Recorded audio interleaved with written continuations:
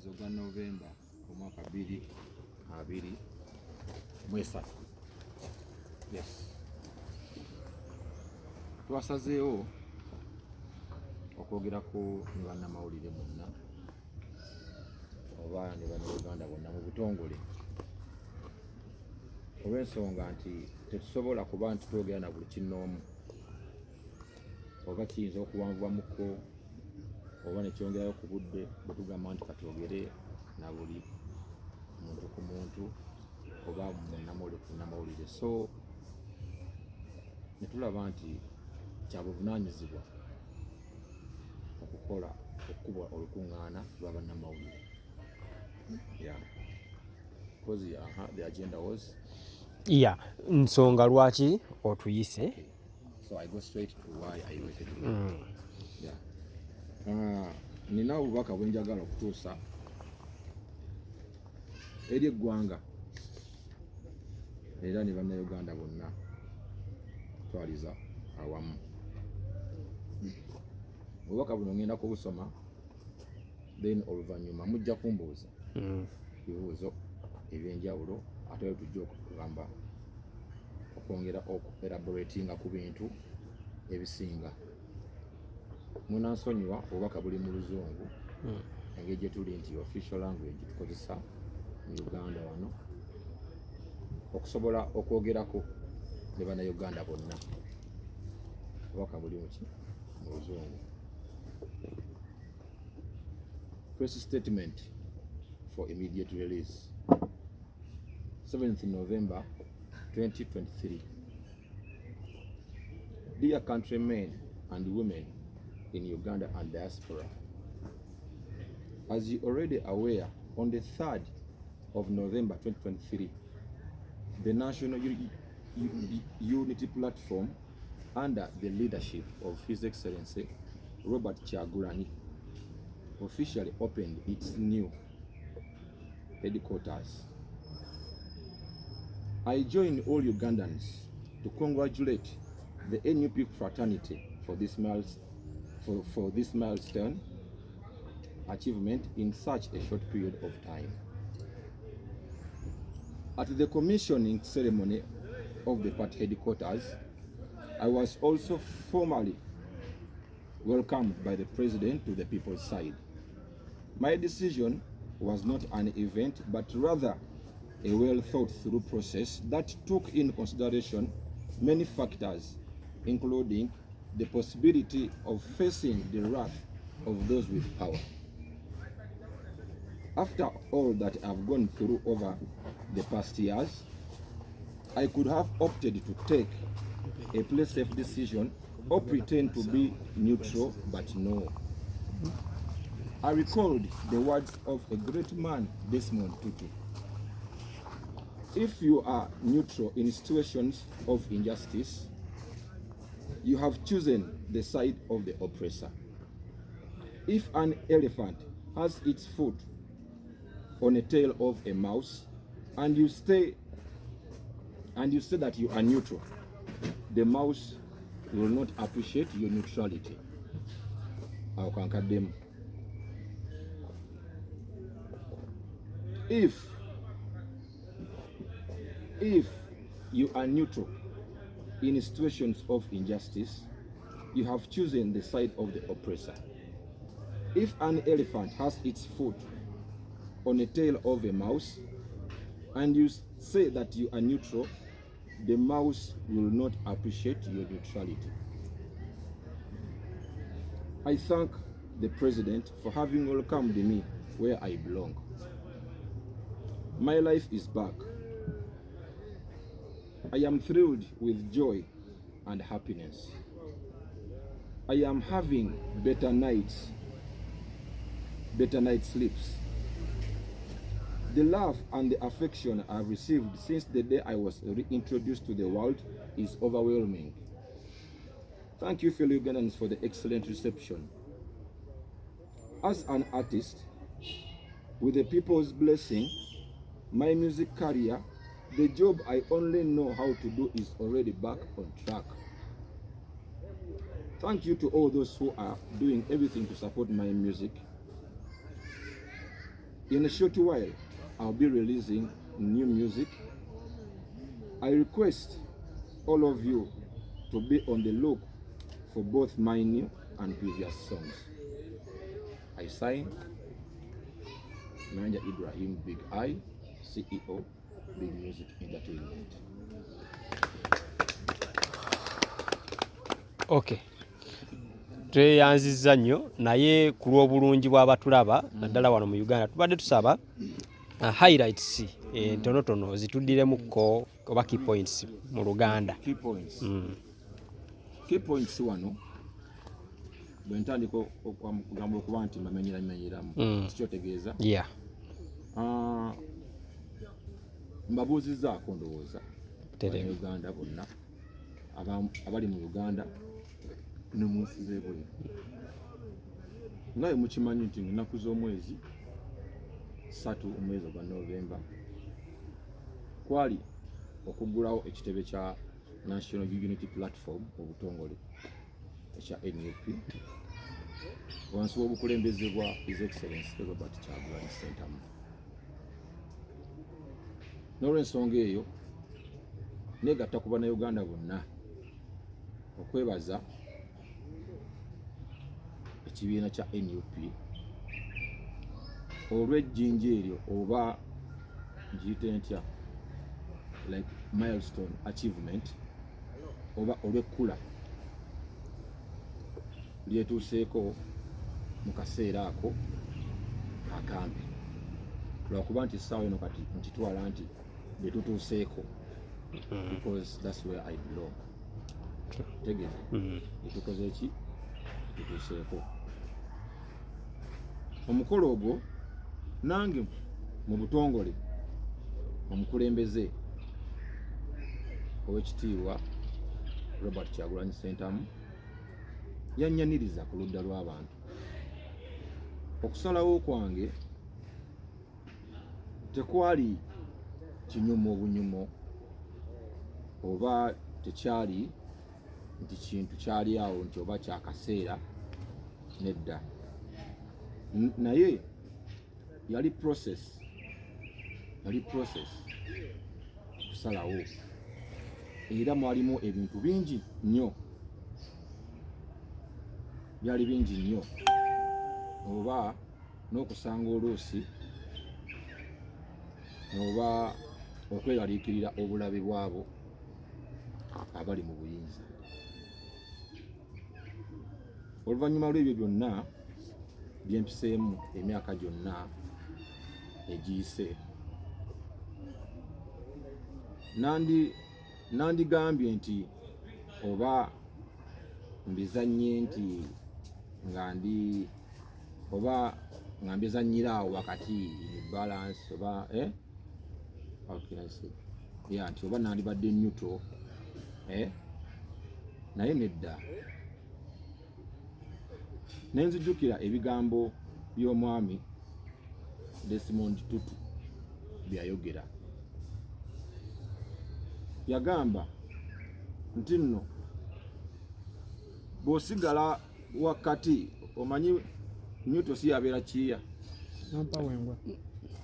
nampa wengwa aba ali aganaga talina waagwa neutral abeera nga oba kale kyonna nakyo sobeera bwe nsigala nga ndi neutral mu mbeera y'obutali bwenkanya oba mu kaseera ak'obutali bwenkanya mba nsazeewo oludda olw'oyo anyigiriza.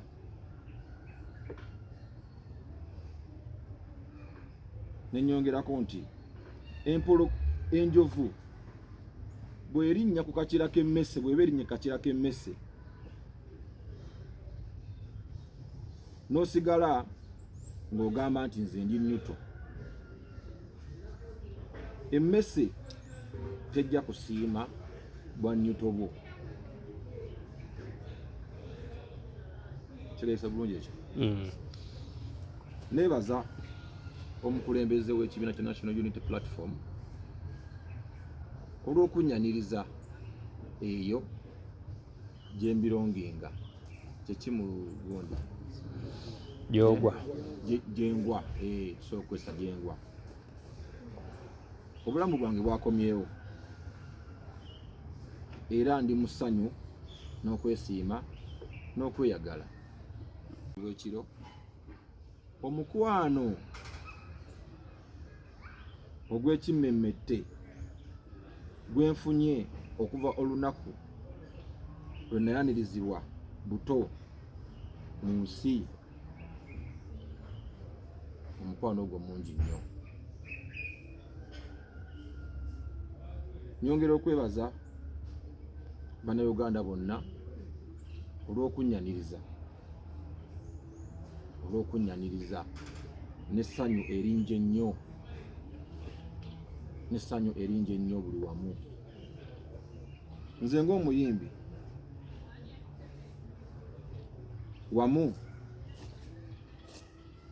ng'omuyimbi wamu n'emikisa gy'abantu oba n'okusiima kw'abantu, music career yange, omulimu gwange ogw'okuyimba, omulimu gwokka gwe mmanyi okukola gwakomyewo era gutambula. Mwebale nnyo buli omu akoze kyakola oba akola kyakola okune mu bumpimpi. Nja kuba mbafulumiza ennyimba mu bumpimpi era obutasukka wiikendi nina kuba oluyimba olupya mu lulindirire, era nga mbasaba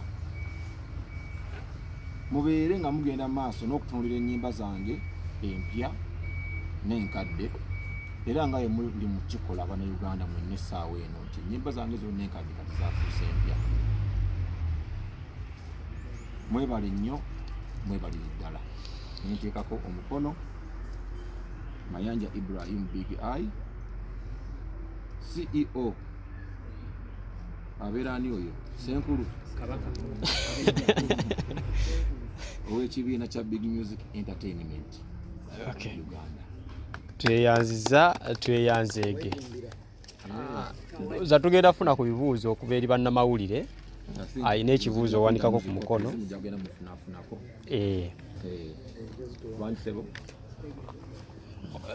Uncle Sanchez okuva ku Promotions ayina ekibuuzo.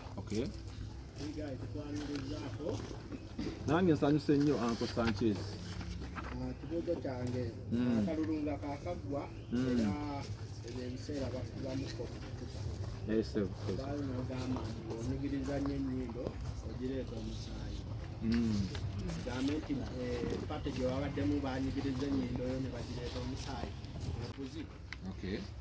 Then ekibuuzo ekisembayo kusuubireyo konsati oza abantu bonna principal kasita yagambye mutadde obudde bwonna tulinde okulanga Freedom City oba Lugogo Cricket Club. Soko mumalize. Ekibuuzo ekisoose agambye nti napostinga neŋŋamba nti bw'onyigiriza ennyo ennyindo yeeta omusaayi. Naye ndowooza sijjukira nga nze okupostinga gundi bwekyo nti bw'onyigiriza ennyo ennyindo. Maybe nga oba post oba ojjukira ndala tesitegedde otegeeza nnyindo ki, sitegedde kyotegeeza nti nnyindo nga ani anyigiriza kyentegeeza otegedde mumpimpi pate gye wali tebakwagala kimala. Kino okusalawo kwange tekudipendinze okunjagala gye nnali oba obutanjagala gye nakola ki gye nnali. Kuno kwabadde kulaba mazima na kulaba kituufu, kuba nange ndi Munnayuganda ebigenda mu maaso mu ggwanga mbimanyi era mbiraba era netegerera bulungi nnyo, era nga nze Munnayuganda kimpakatako okutunulira ensonga z'eggwanga lyange n'okulaba nina kubeera ku ludda ki olutuufu. Ekibuuzo ekyokubiri kyabadde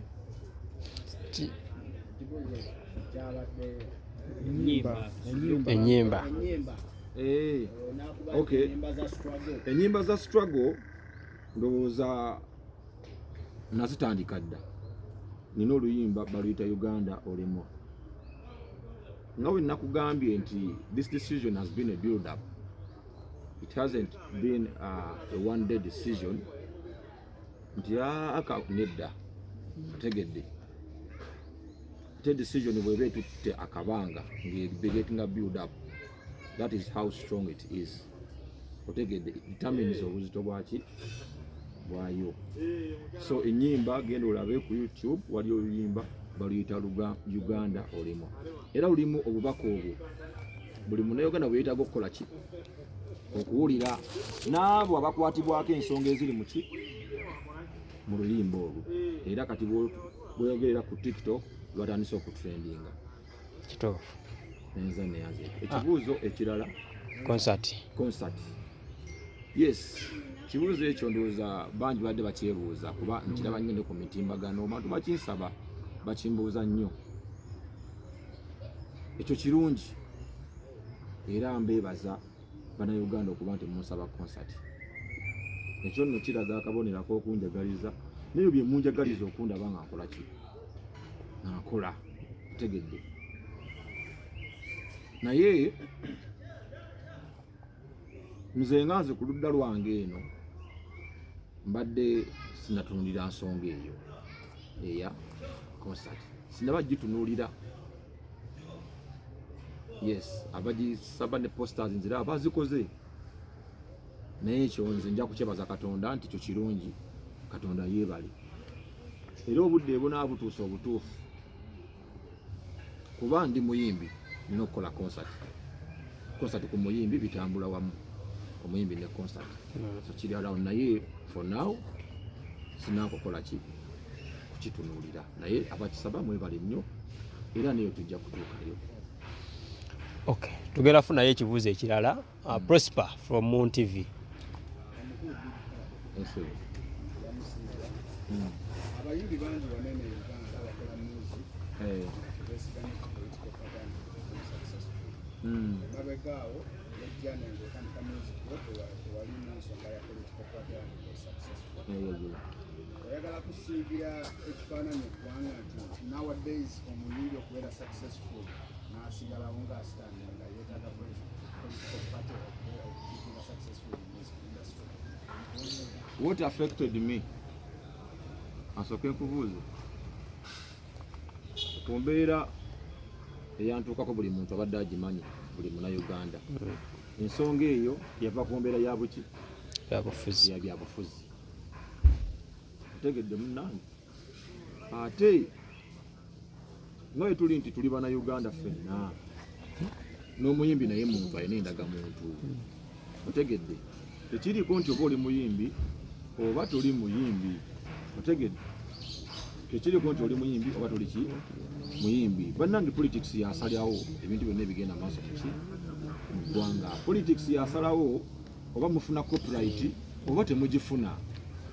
Otegedde naye nga eyo copyright eganyibwa nnyo abayiiya. Otegedde bonna. So kati bw'ogamba nti politics kati n'eggwanga we lituuse tokyasobola kumwawula ku kintu kyonna. Kababeere basuubuzi, kababeere bahimbi, kuba emiwendo gy'ebintu bwe girinnya. Era politics omu akola ki abeeramu. Enguudo kwe tutambulira ze zitya ze zimu. Otegedde omuyimbi kwatambulira. Otegedde nze right now nze Ssaabagamba mubannawe temubimanyi. Nze nafuna accident few weeks ago. Ssaabagamba nafuna accident. Naye nagifunira ku kkubo. Naye nga bwe nkunyonnyola ensonga lwaki nafuna accident si nti emmotoka zaakoonagana, si mmotoka yankoona. Wakitegeera. So waliwo ebintu ebimu kati nga tutuuse tebikyayawukana. You cannot. Nozakozemu taata. Okusalawo nova ku side ya NRM nogenda ku side ya Nup. Is it because of people's influence nti pressure y'abantu ngekusindiikiriza oba gwe ku mutima gwo oyagala Nup? Damu? okusala n'ova ku pate eya NRM n'osalawo odde ku pate ya Nup kyavudde ku pressure y'abantu gye bakutaddeko eri mu kuziika music career wo oba gwenda gwe kikuli ku mutima nti love Nup oba ogenze ku pressure y'abantu nga omutima gwa NRM? Nagenzeyo lwa nsonga ezo Nup zeyimirirako. Twagenzeeyo lwa pressure naye ku lwa nsonga ezo Nup zeekola ki zeyimirirako. Otegedde nja kutegeeza nti Nup eri ku maanyi g'abantu, nange ndi ku maanyi g'abantu, kuba amaanyi g'abantu ge gasalawo byonna ebirina okukola ki okugenda mu maaso. Tewali kintu kisinga bantu ki maanyi, ekyoba olimba era ne bw'oba nga bataddeko embeera yonna oba oti bataddeko kifuba baba tebannayagala bwagazi. Otegedde. Okay, tweyanziza katufune ekibuuzo okuva wa Eddie from Baba TV. Big Eye, ogambo kya papa, ekibuuzo kyange biri bibiri byokka. Singa abakulu bali gye wavudde bafuna engeri gye bakutuukirirako nga baagala oddeyo emabega osobola okukola akadde ennyuma. Then ekyokubiri, weevuma okujoyininga ku NRM? Ekisooka tusobola kuddayo. Ekyo nkizeemu. Agambe gye nakola ki? Omanyi bagamba akadde ennyuma kakola ki? Kassa. Era bekasizzaako mubalabyeko. Otegedde kakola ki? Kassa. Ekyokubiri ombuuziza ki? Weevuma okubeera okukolaganako n'aba NRM oba okujoyininga ekibiina ekyo? Ekyo nja kukiddamu bwe nti nze bwe mba nvudde ku kintu mba saagala nakikomentingako nnyo. Olwo mba muvinze ki? Bwe ntunulayo ebirowoozo byange ate oba obizzaayo nyinza ova ate ku mulama gwe nkola ki? Gwe ndiko. So I don't want to discuss that. Kati ntunudde mu maaso. Okay. Ate yanziza tufuneyo from Galaxy. Twangi. Okubya ddala emabega ebibadde bikusukako tubadde tubiraba ng'olinya ku stage bakuba obucupa naye kino twasazeho okuba nga joininga Nup kyakugjawo ekyo oba kuddamu kufuna performance eziri solid. Ekinaddamu nekitutuukako omulundi ogwokubiri ng'ate wasaze byonna mu Nup ogenda kuzaako Nekiddamu nekintuukako baddamu okuba obucupa ng'ate wasazeho noddamu nojoininga Nup ogenda kuzaako mpozi nga bugwa basindisi. Kiddemu bulungi. Kyekyo mpozi nga gwakoze eki? Amaanyi g'abantu ebivulu bibyamu abawagizi bangi nedda. Kino saa tukibuzeewo. Ekibadde kinkubya obucupa mukimanyi. Okay. Tweyanziza ndowooza tufuneyo from Tagi TV ambassador.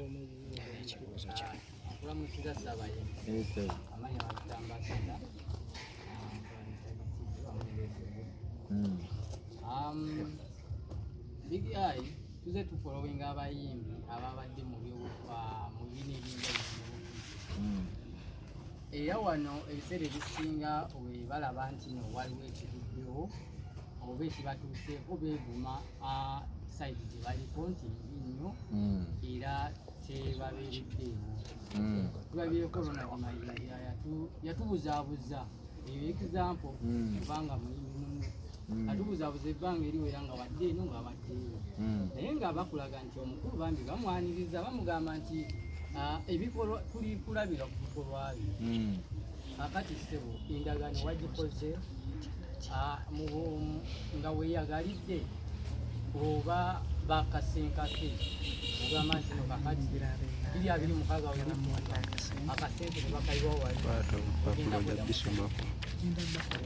Kakasa nti era nabadde nkizeemu efaananyiriza bwe kityo naye era nsobola okiddamu kuba nze nkyaliwo wendi. Decision eno nkyogeddemu ne wano nga nkola ki mu gundi yange gye mpadde. Tolowooza nti yabadde nti yakimpatiira, ekigambo ekituufu yabadde yakimpatiira nti oba yakagwirawo nti nga bw'ogiwulira amaanyi gaayo era bwe bunywevu amaanyi gekola ki gerina amaanyi g'ozimbisa ekisenge kaseminti k'oteekamu ngayawo kakasatu bateekamu kaseminti kaka jangu ojja okimenye otegedde so kati ekyo ndowooza nti okisuubira bwe kijje ne muki ne mu bwongo abamanyi big eye mumanyi. Okay, tweyanziza katufuneyo okuva ewooli omwami. Omukulu Ssabayimbi amanya nti bakuzya Uganda. Ekibuuzo kyange sikyanjawulo nnyo n'ebirala. Bintu bingi ebibeerawo ku bantu abasukanga ggwe. NRM ng'ekibiina kyekibiina kyotasobola kuvaamu n'osigala n'emirembe. Kati nga ggwe akatengo okunyezibwa kwonna kwonna nokimanyi bulungi okuliraana Just Bobi n'ekifaananyi kyokka kyaliisa ebizibu. Kati embeera ogenda gimaniginga tya oliwedde okusibwa okutulugunyizibwa kubanga bingi nkiwa n'amasimu gatandise okukuba bingi bijja kubuuzibwa esente zaabwe nkibazi nazo bazeetaaga mbeera eyo yonna yonna bo nga Bobi baakuwa banaalabira ddala baagala obisasule ogenda bimaniginga otyanga.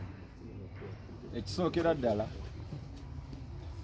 mu nsi muno Katonda yatukola ki yatukuuma era yasalawo olunaku lw'olibeerawo ne lunaakola ki ne lw'olivaawo otegedde. Ekyokubiri sisuubira mu netteeka lyemmenye otegedde. Kati lwaki gwe bwe nali naawe oba gwe lwaki abo boogamba lwaki bwe nali nabo bo balaba nga kiri okke lwaki okubeera ewalala otegedde ate nga ddembe lyange okukola ki okusalawo otegedde nga ndabye ekituufu nenzira ku kituufu nina gwe nkubye nina gwe nzise nti nina gwe mukoze ekikyamu nedda otegedde. So saagala tulowooze nti obulamu bwaffe ate tujja kubutambuza ku control otegedde y'abantu tujja kubeera ku bunkenke ebbanga lyonna otegedde. So twesiga Katonda okitegedde. His Excellency Kyagulanyi yayimba n'agamba nti ffe twasalawo kulumba naki nalo nga twesizaani Mukama Katonda okitegeera. Abali emulago aba accident bamaze kukyuka okufa wangi so Katonda yakola ki yasalawo otegedde. Teri alina buyinza kuki ku munne wadde abantu beefuula balina obuyinza ku bannaabwe teri alina buyinza kuki era His Excellency Kyagulanyi yakola ki yakiyimbako teri alina buyinza ku munne.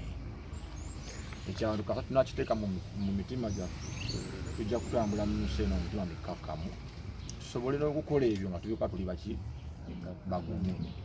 Okay, tulina ebibuuzo bibiri ekimu ova ewa Vicky n'ewa Ibra. Kisooke ne Vicky dewa Ibra. Starboss Jevale. Kale naye Jevale. Nze Vicky okuva ku Makoto Vicky Exclusive. Nina ebibuuzo biringa bibiri. Ekisooka ogambye nti saidi y'abantu ebeera enyigirizibwa kiba kirungi n'otabeera nyuto n'osalawo woogwa.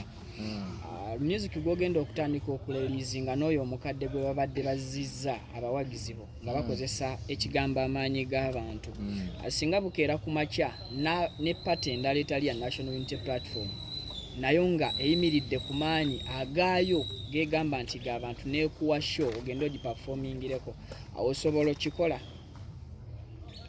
Webale nnyo okwogera ku maanyi g'abantu. Bw'otunula ku maanyi g'abantu galiwa saawa eno amaanyi g'abantu ekibiina ekikutte omumuli gw'amaanyi g'abantu ye National Unity Platform. Kati bwe nkugamba nti kati buli kyenkola kiri ku maanyi g'abaki nti engoberera bannange sikyazannyira ku bantu nze nategedde amaanyi g'abaki g'abantu era kigangamba kyenkola ki kyenkola. Okay. Tegere. Ibula Sembayo n'ekibuuzo kyo. Bampita Ibula.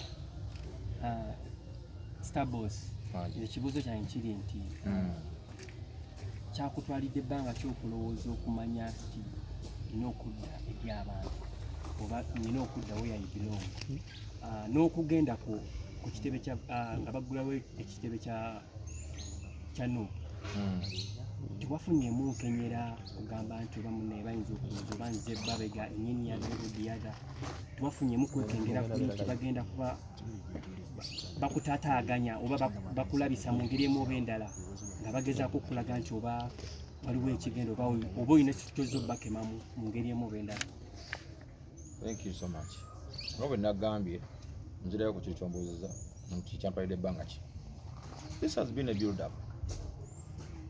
Waliwo ekigambo ekigamba nti balabira ku bikolwa ki, balibaalira ku bikolwa byabwe.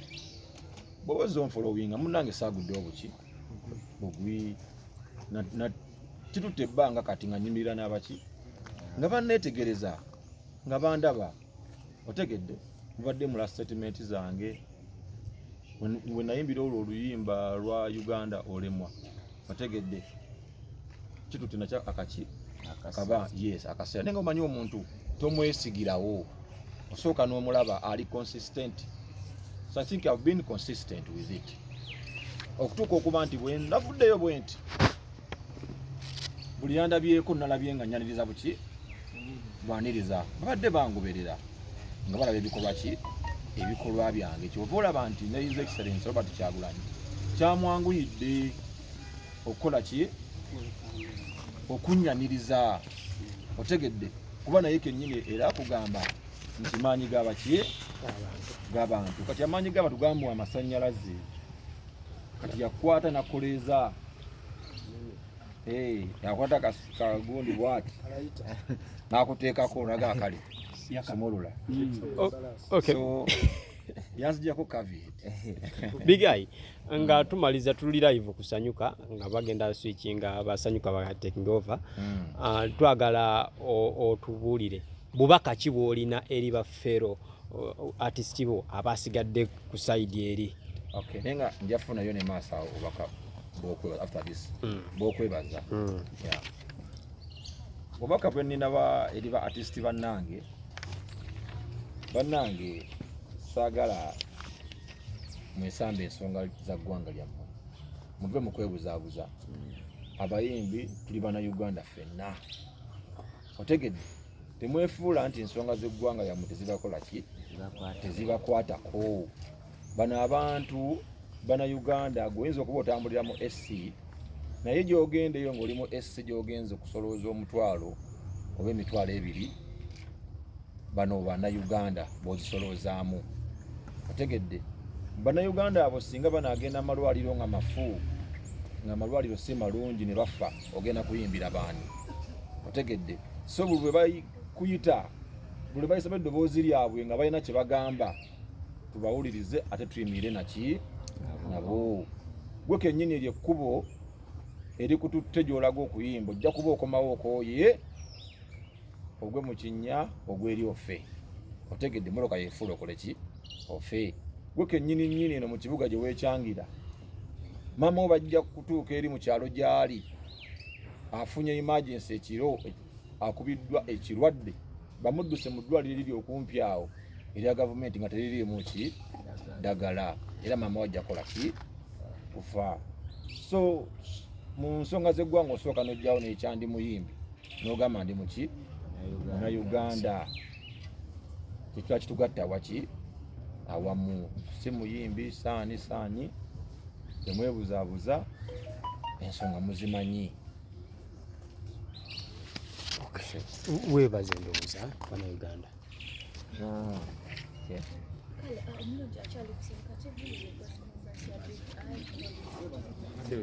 Nga weebaza bana Uganda.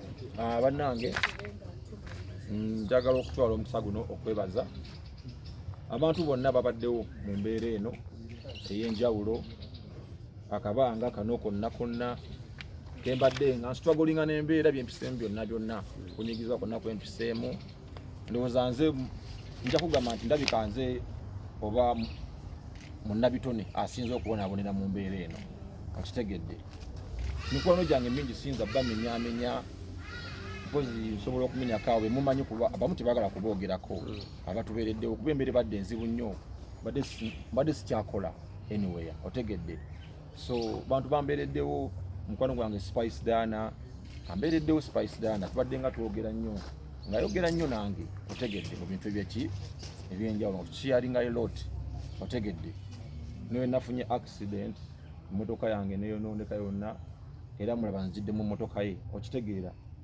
so mwebazaamu naye akensusu okumbeeramu ate n'okuba nti she has tried to handle me in so many situations ekitegeedde ekyo nkimwebaliza Spice Diana ne management ye mwebale nnyo okubeera mikwano gyange wenzijja nga ndi stress muzikakkanye mugamba olaba oti ne bwoti otegedde osobola okutegedde so it has been a process